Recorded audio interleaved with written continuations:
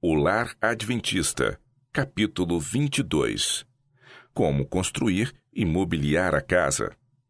Ventilação, luz e drenagem. Na construção de edifícios, seja para fins públicos, seja para morada, devia-se tomar cuidado de providenciar quanto à boa ventilação e abundância de luz.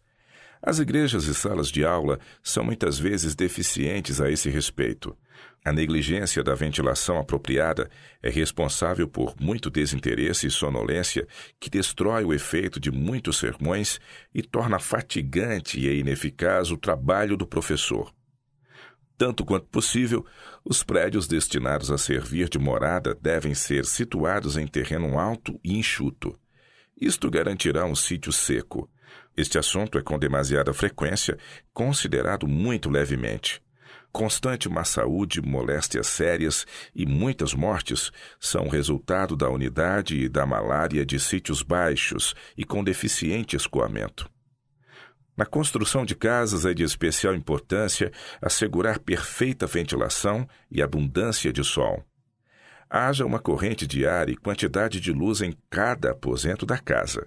Os quartos de dormir devem ser colocados de maneira a terem franca circulação de ar dia e noite.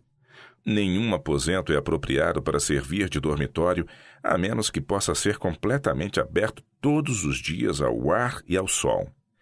Em muitos países, os quartos de dormir precisam ser aparelhados de aquecimento para que fiquem completamente aquecidos e secos no tempo frio ou úmido.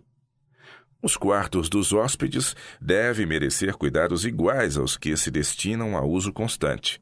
Como os demais dormitórios, deve receber ar e sol e ser aparelhado com meios de aquecimento a fim de secar a umidade que sempre se acumula num aposento que não é sempre usado. Quem quer que durma num quarto, não banhado por sol ou ocupe uma cama que não seja bem seca e arejada, o faz com risco da saúde e muitas vezes da própria vida. Os que têm de atender a pessoas idosas devem lembrar-se de que estas, especialmente, precisam de quartos quentes, confortáveis. O vigor declina à medida que avança a idade, deixando menos vitalidade para resistir às influências insalubres. Daí a maior necessidade dos idosos quanto à abundância de luz solar e de ar renovado e puro. Evitar construir embaixadas. Se queremos que nosso lar seja a morada da saúde e da felicidade, devemos colocá-lo acima da poluição e neblina das baixadas, dando livre entrada aos celestes elementos de vida.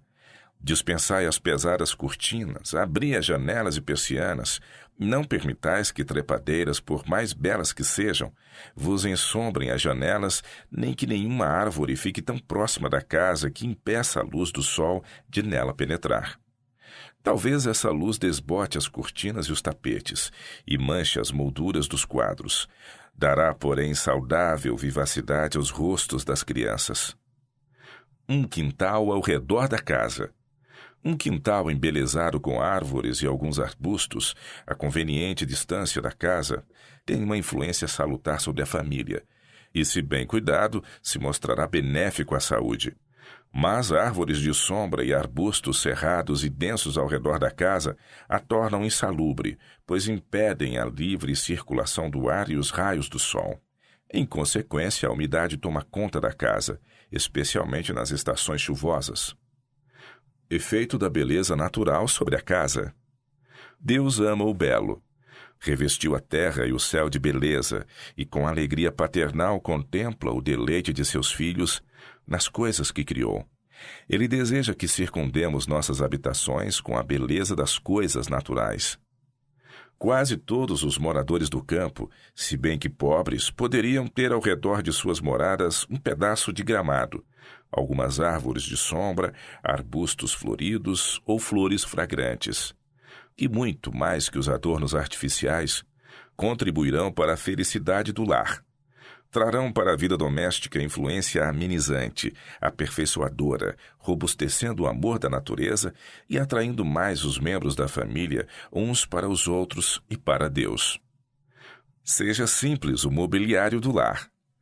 Nossos hábitos artificiais privam-nos de muitas bênçãos e alegrias e incapacitam-nos para viver uma vida mais útil.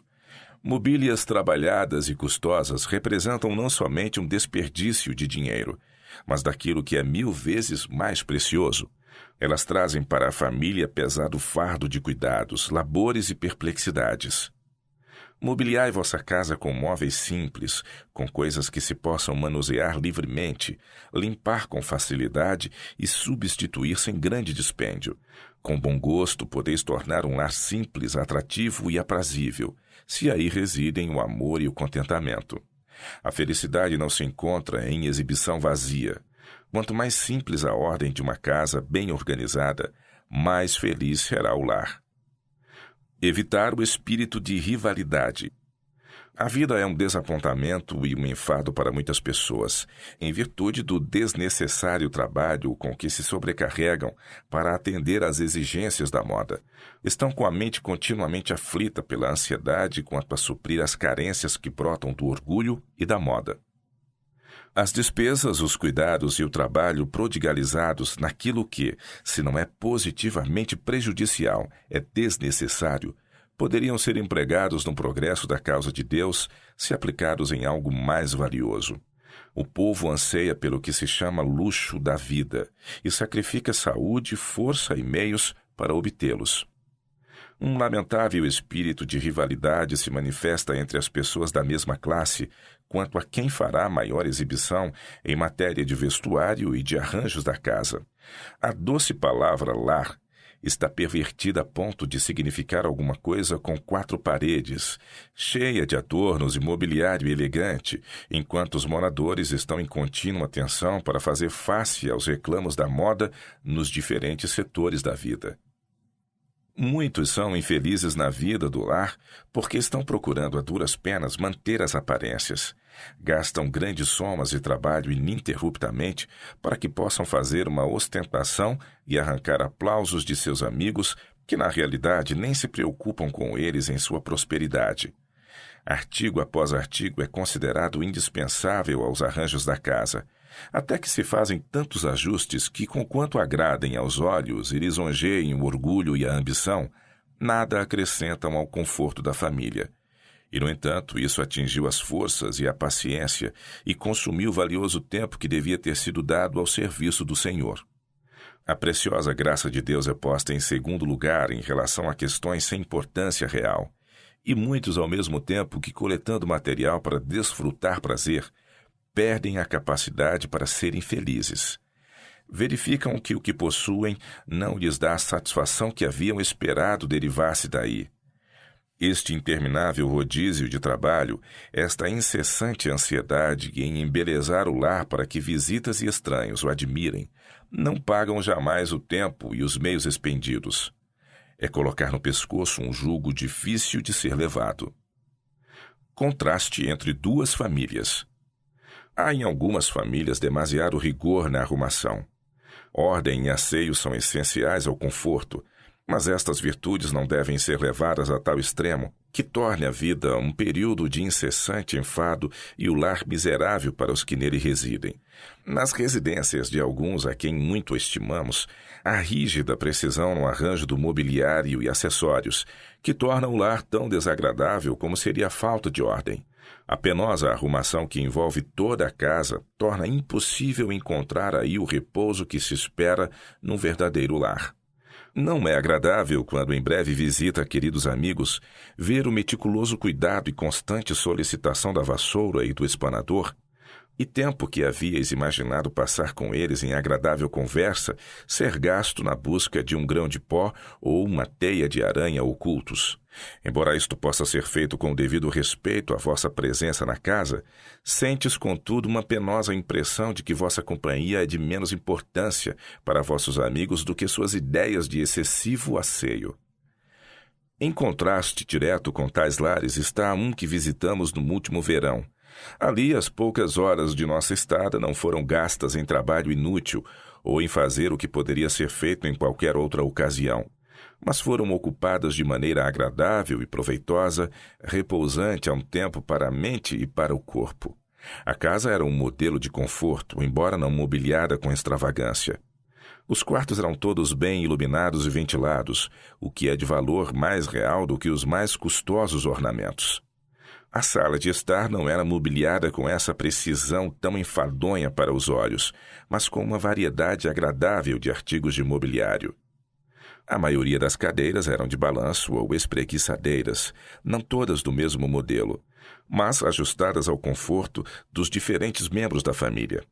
Havia cadeiras de balanço almofadadas baixas e cadeiras altas de encosto reto, espreguiçadeiras pequenas e espaçosas, como também confortáveis sofás, e tudo parecia dizer: experimente-me, descanse em mim.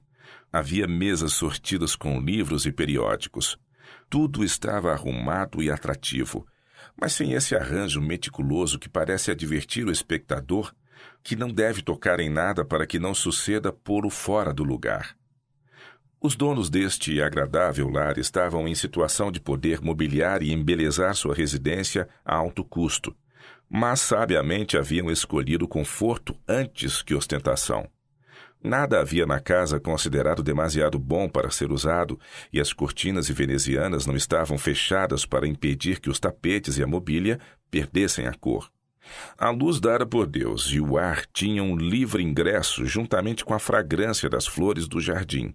A família estava, aliás, em harmonia com o lar. Eram alegres, tratáveis, fazendo para o nosso conforto tudo o que era necessário, sem nos oprimir com demasiada atenção, como quem nos quer fazer sentir que estamos causando trabalho extra.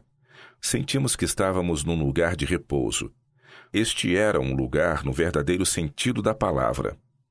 Um princípio usado na decoração.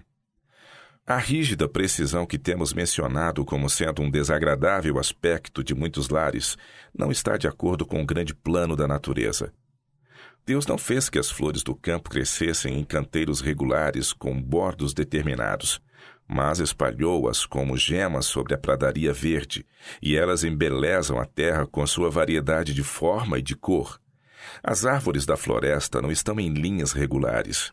É repousante para os olhos e para o espírito demorar-se sobre as cenas da natureza, sobre as florestas, os montes, vales, planícies e rios, desfrutando o prazer de infindáveis variedades de forma e cor, e a beleza com que as árvores, arbustos e flores estão agrupados no jardim da natureza, fazendo-a um quadro de beleza. Crianças, jovens e adultos podem igualmente encontrar repouso e satisfação aí. Esta lei de variação pode ser até certo ponto posta em prática no lar. Deve haver uma harmonia adequada de cores e uma propriedade geral de coisas no mobiliar-se uma casa, mas não é necessário, ao bom gosto, que cada móvel do mobiliário de um aposento seja do mesmo padrão no desenho, no material e tapeçaria, mas, ao contrário, é mais aprazível aos olhos que haja harmoniosa variedade. Mas, seja o lar humilde ou elegante, custosos os seus adornos, ou, ao contrário, não haverá felicidade dentro de suas paredes, a menos que o espírito dos que nele habitam estejam em harmonia com a vontade divina. O contentamento deve reinar dentro do lar. A melhor parte da casa, os mais ensolarados e convidados aposentos e o mobiliário mais confortável devem estar em uso diário pelos que realmente vivem na casa. Isto tornará o lar atrativo aos que nele vivem, bem como a essa classe de amigos que de fato nos estimam, e a quem podemos beneficiar e por quem podemos ser beneficiados. Considerar o conforto e o bem-estar dos filhos. Não se requer um ambiente custoso e um mobiliário de alto preço para tornar contentes e felizes os filhos no lar, mas é necessário que os pais lhes dediquem terno amor e cuidadosa atenção.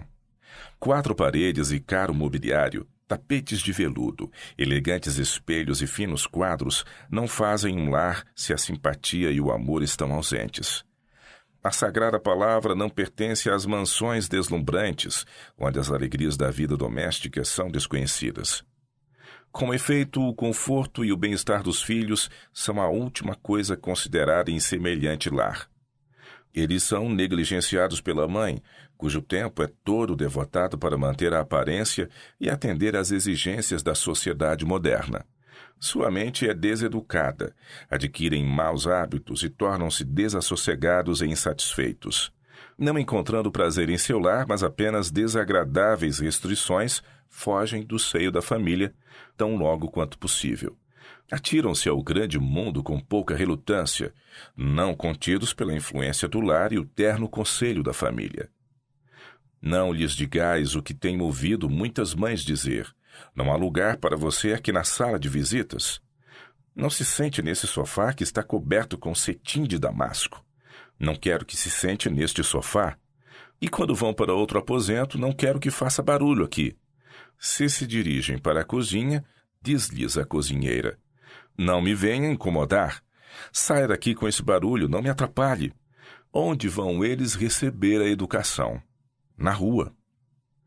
Bondade e amor mais preciosos que o luxo. São introduzidos demasiado cuidado e fardo no seio de nossas famílias, e muito pouco de natural simplicidade, paz e felicidade é acariciado. Deve haver menos cuidado pelo que o mundo fora diz, e mais preocupação, atenção para com os membros do círculo familiar. Haja menos exibicionismo e afetação de polidez mundana, e mais afeição e amor, plenitude de alegria e cortesia cristã entre os membros da família. Muitos necessitam aprender como tornar o lar atrativo, um lugar de prazer. Corações gratos e fisionomias de bondade são mais valiosos que riqueza e luxo, e o contentamento com coisas simples torna feliz o lar se nele há amor. Jesus, nosso Redentor, andou na terra com a dignidade de um rei. Era, contudo, manso e humilde de coração. Era uma luz e bênção em todo o lar, porque levava alegria, esperança e coragem consigo. Oh, que possamos ficar satisfeitos com menos anseios do coração, menos apego por coisas difíceis de serem obtidas para embelezar nossos lares.